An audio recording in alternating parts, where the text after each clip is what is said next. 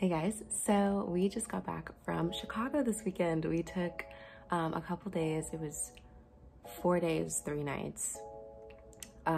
Very COVID safe. We were quarantine safe.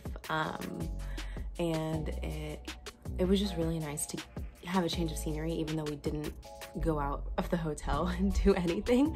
But we just ordered takeout the whole time. We got takeout from our favorite places in Chicago. We heard from the receptionist, the lady at the front desk, that we were in luck because they were opening restaurants and stuff. We were not planning on sitting in the restaurant. Personally, I don't feel okay with that, and I always see people doing it and I'm like, oh, I want to, but oh, I don't want to die. So yeah, so we just got takeout from the places that were open. Sadly, two of our favorite places, or two of the places that we had planned, were not open. They're temporarily closed. So we had a couple little change of plans, but yeah, also it was really hard to record because I am still on crutches.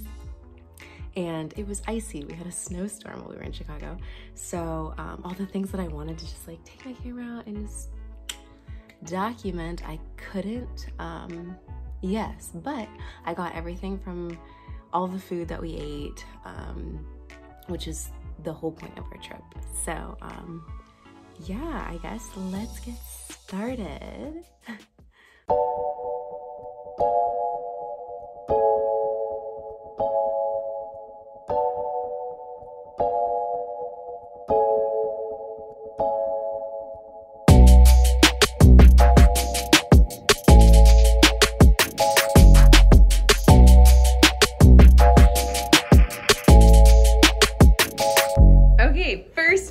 How do you feel? Feeling great. So the first day we got bagels from this place called Corey's New York City Bagel Deli. We could walk to it from our hotel. We also got Starbucks. But from the bagel place, we both got bacon, egg, and cheese on poppy seed. And I freaking miss New York City deli bagels. It was so nice to have that again. And usually I would get a smoked salmon or a lox on a bagel situation, but I was really feeling that bacon, egg, and cheese. Next, since we can't really go to the bars or even want to go to the bars right now, we got vodka and cranberry juice and pineapple juice, and also maraschino cherries, and bartender Tyler over there whipped us up some classy drinks. Okay, next stop was Eataly.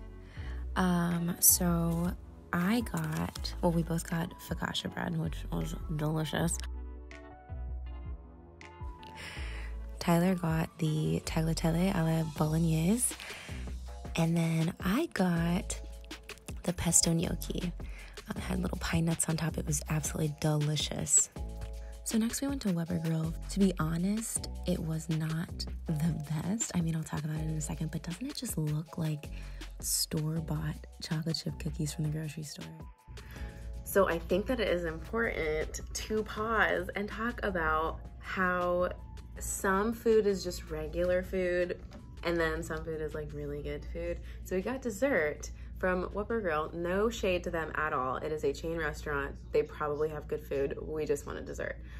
But we are so used to, we're both foodies, and we're super used to the Gwendolyn's chocolate cake at Cake Bake in Indiana. And it is so delicious. This was pretty good, but it's very interesting when you eat a lot of good food and then you eat regular food, and it's not, it's just a little subpar for our palates,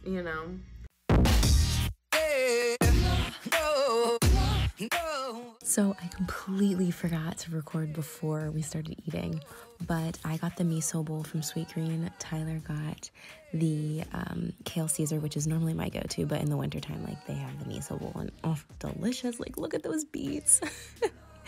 And we ordered the chicken tostada for my friend who was gonna pay us a little visit. So for dinner that night, we got takeout from Joe's Seafood, which is so delicious. It's definitely a little pricey, but it was completely worth it. Everything was labeled so nicely as well.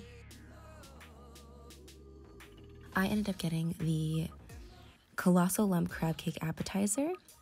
It came with a really delicious famous mustard sauce. It was delish. I also got the crab bisque. And then Tyler got the crispy fried shrimp. His was delicious too. It was just spectacular. And then we were planning on going to Fire Cakes, but we literally could not find it. Like, we were trudging all around the neighborhood and we couldn't find it. It was non-existent anymore. So we just decided to get chips and have a movie night. So now we are headed out of the city. It's our last day. There's McDonald's and Portillo's on the same block. Okay, wait, I totally meant to say this, but there were a few restaurants that were not included in this little trip because of COVID. The atmosphere for some of the restaurants that we absolutely love to go to is one of the best parts. I mean, the food is obviously delicious, but definitely this one place in particular that we wanted to go, Mercadito, excuse my horrible accent. It's a delicious taco place, but the atmosphere is gorgeous. The drinks are gorgeous. Like, it's a whole experience. So we chose not to go there. Bandera is kind of the same way, but we were gonna get takeout. It was closed. Bandera is our absolute favorite restaurant in Chicago. That and this other place called Sapori Trattoria, but that place was way far from our hotel, and we did like a parking situation where we didn't have in-and-out privileges.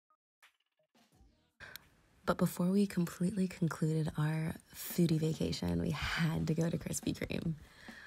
Honestly, no shade to you Dunkin' folk, but Crispy's better.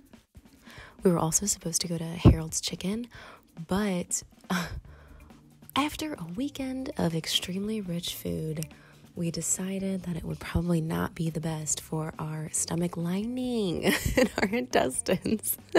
So we skipped out on Harold's Chicken this time. But next time, y'all best believe we will be all up in that. All right, you guys, thank you so much for watching. That was our little food vacation in Chicago.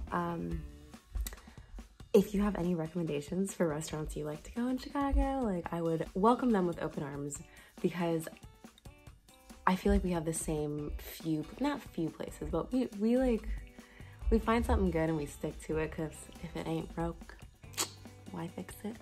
But I mean, we both love trying new things, trying new places.